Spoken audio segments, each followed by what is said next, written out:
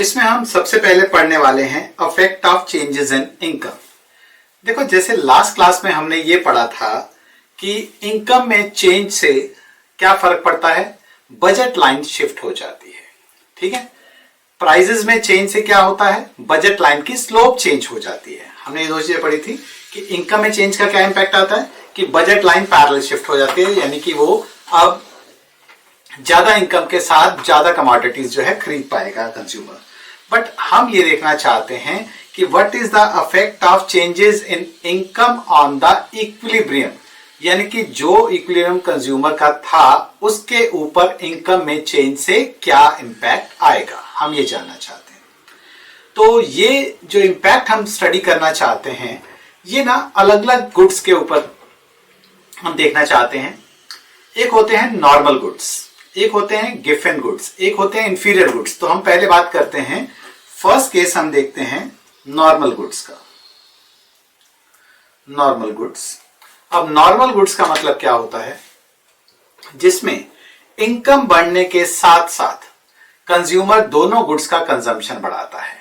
वैसे normal goods की definition क्या होती है, नॉर्मल गुड्स जो जिनकी इनकम इलास्टिसिटी ऑफ डिमांड जो होती है पॉजिटिव होती है, यानी कि इनकम बढ़ने के साथ कंज्यूमर उसकी डिमांड को बढ़ाता है, उसको हम नॉर्मल गुड बोलते हैं। यहां पर हम कह रहे हैं कि नॉर्मल गुड्स हैं, यानी एक्स और वाई दोनों नॉर्मल गुड्स हैं, तो इनकम बढ़ने के साथ कंज्यूमर दोनों गुड्स का कंजम्पशन बढ़ाएगा, यानी कि दोनों की positive income elasticity of demand है।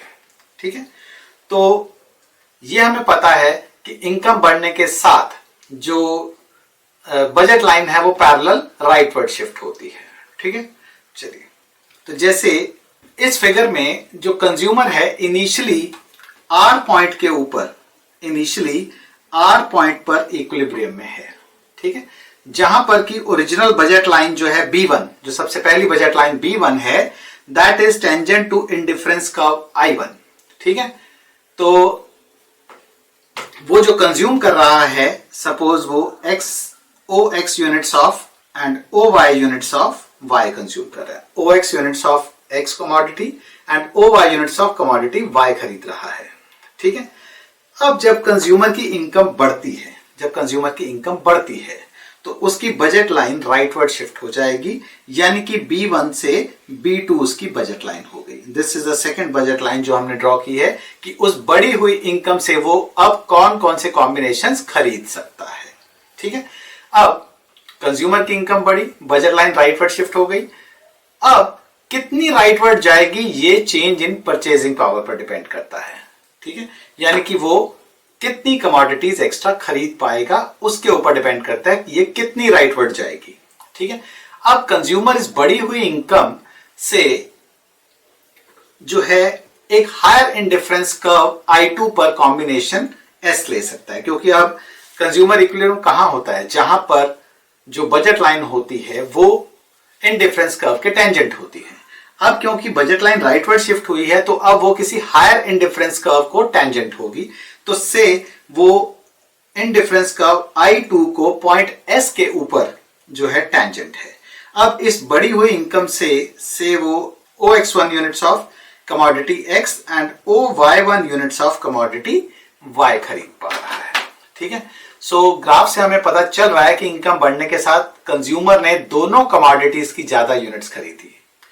अब अगर मनी इनकम और इंक्रीज होती है, अगर मनी इनकम और इंक्रीज होती है तो बजट लाइन में और राइटवर्ड पैरेलल शिफ्ट आएगा एंड कंज्यूमर का इक्विलिब्रियम और एक हायर इंडिफरेंस कर्व पर शिफ्ट हो जाएगा और वो ज्यादा कंजम्पशन ऑफ बोथ गुड्स कर रहा होगा।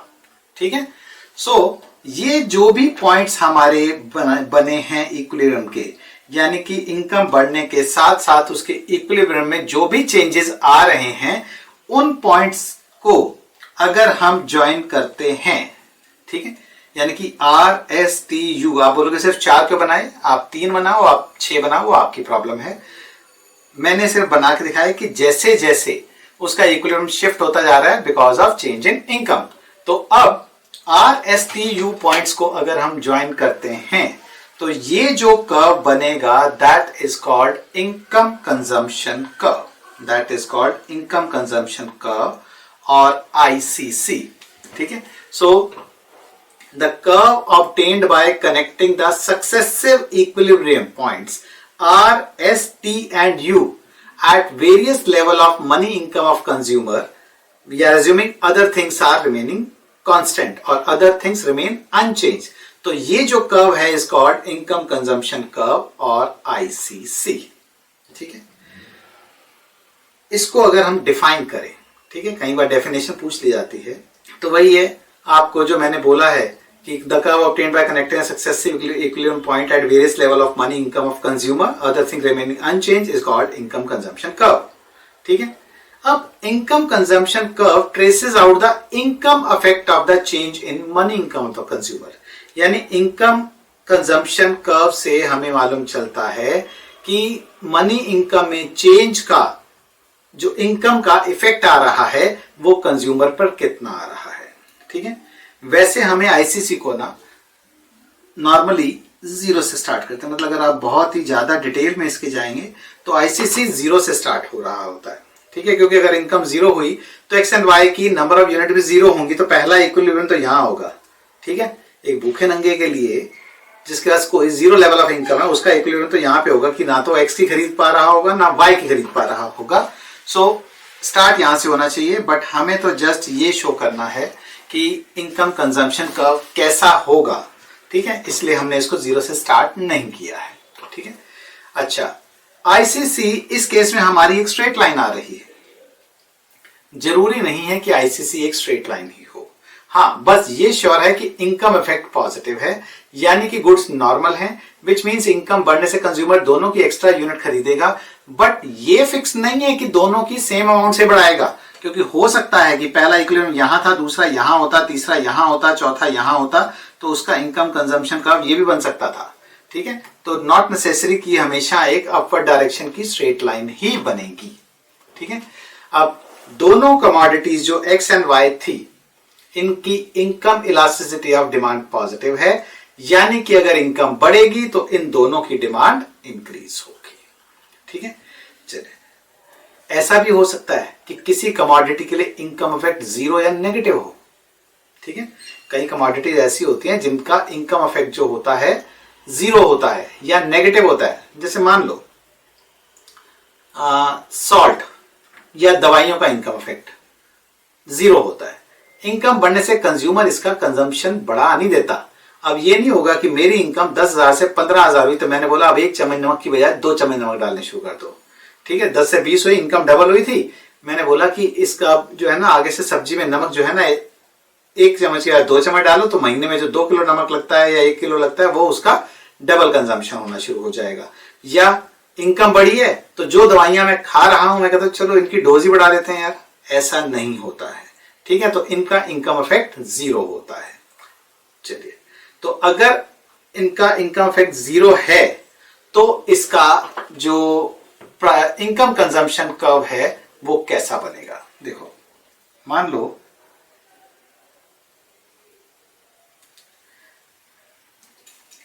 फर्स्ट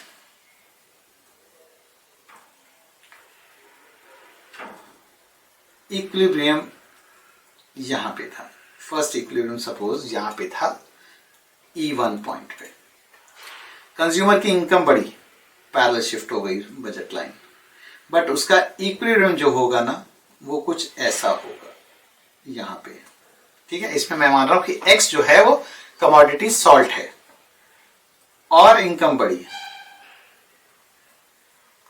खरीद सकता है बट खरीदेगा नहीं, फिर से उसका इनकम जो है इक्विलिब्रियम कुछ ऐसा होगा, यानी कि उसका जो इनकम कंजम्पशन कर्व बना है वो कुछ ऐसा बना है, ठीक है। तो आपने देखा कि इनकम बढ़ती जा रही है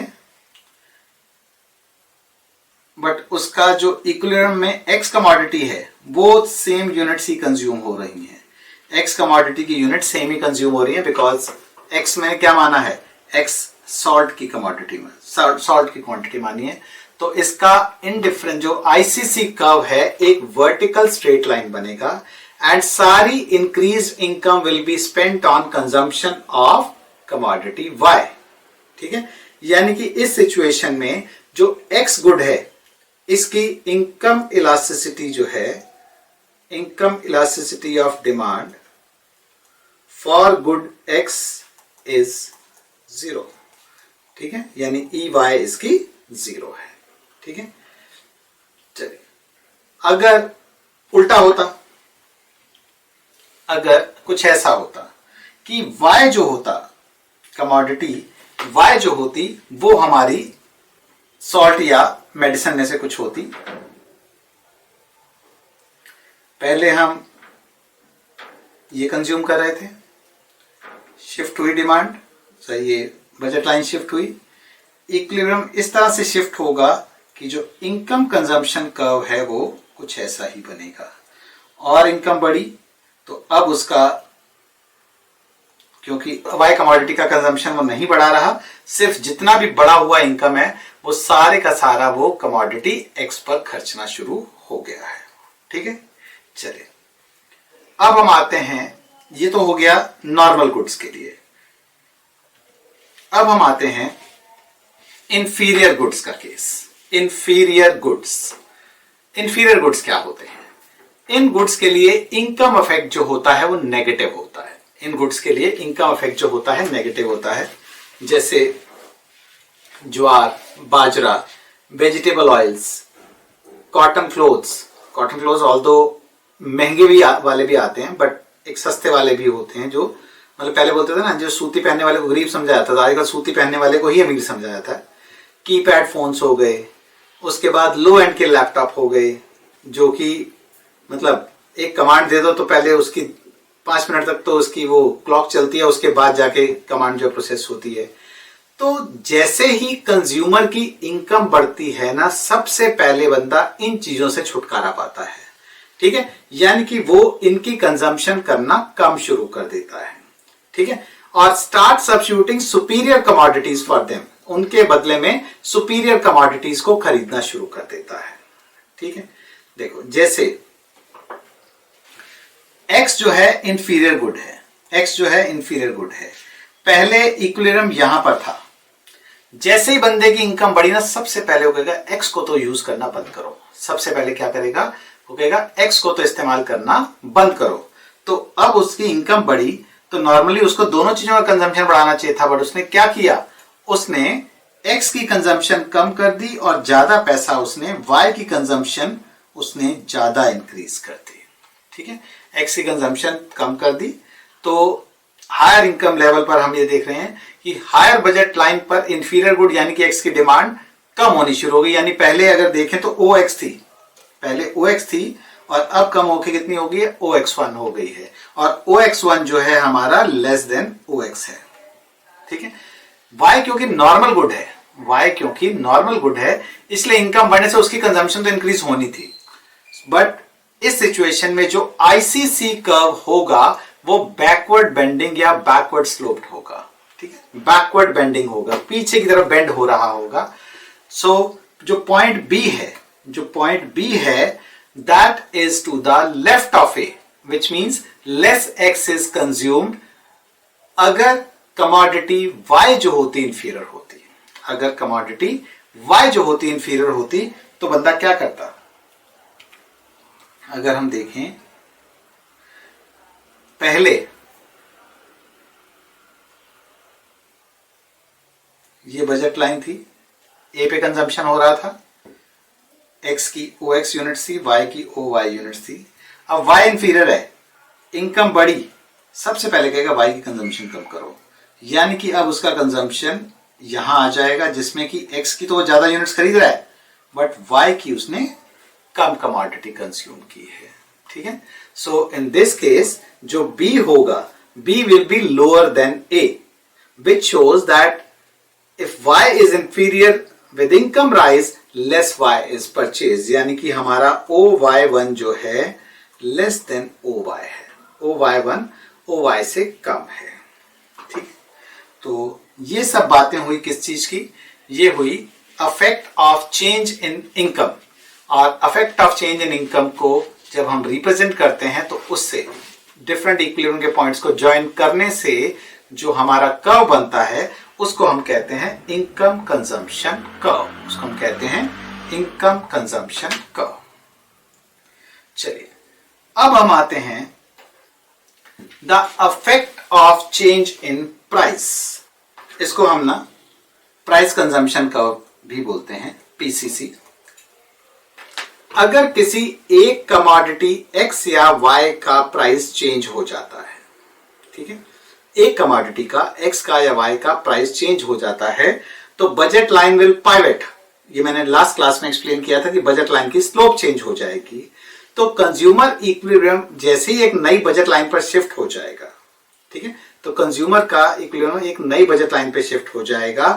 तो एक न्यू बजट लाइन पर सपोज पहले कंजम्पशन यहां हो रहा था, ठीक है, कमोडिटी इसकी इतनी थी और वाई की इतनी थी, ठीक है, से एक्स का प्राइस जो है वो चेंज हुआ है, एक्स का प्राइस चेंज हुआ है। With every change in the price of a commodity x budget line की स्लोप चेंज होगी, बट वाई एक्सिस का जो स्टार्टिंग पॉइंट है वो सेम रहेगा। तो मान लेते हैं कि पहले जो बजट लाइन थी से 2x plus y is equal to 30 थी, 2x plus y is equal to 30 थी। तो इसका मतलब जब x 0 था तो y 30 था, जब x 15 था तो y 0 था, तो पहले ये थी। अब बजट लाइन कुछ ऐसी बन गई है, x plus y is equal to 30। तो जब x 0 था तो y 30 था और x 30 हो गया तो y 0 हो गया। तो बजट लाइन जो है इसकी स्लोप चेंज होके ये वाली बजट लाइन B1 से B2 हो गई है, ठीक है। चलिए अब अगर पहला इक्विलिब्रियम पॉइंट देखें तो पहला इक्विलिब्रियम पॉइंट कहां पे था? पहला इक्विलिब्रियम पॉइंट J था।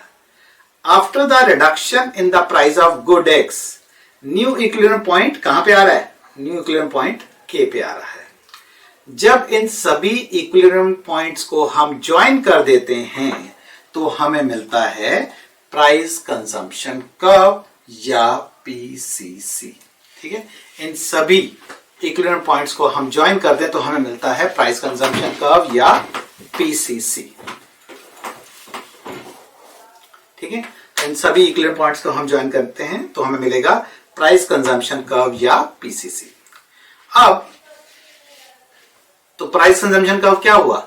Thus, price consumption curve is a curve formed by connecting the various points of the consumer equilibrium, depicting the most preferred combination of the two commodities when the price of one commodity is varied and all other things are kept constant। यानी कि दूसरी price of one commodity is varied, all other things constant मतलब income constant है, दूसरे product का price constant है, consumer का test constant है, हर चीज कांस्टेंट है, सिर्फ एक कमोडिटी के प्राइस में चेंज आया है, ठीक है।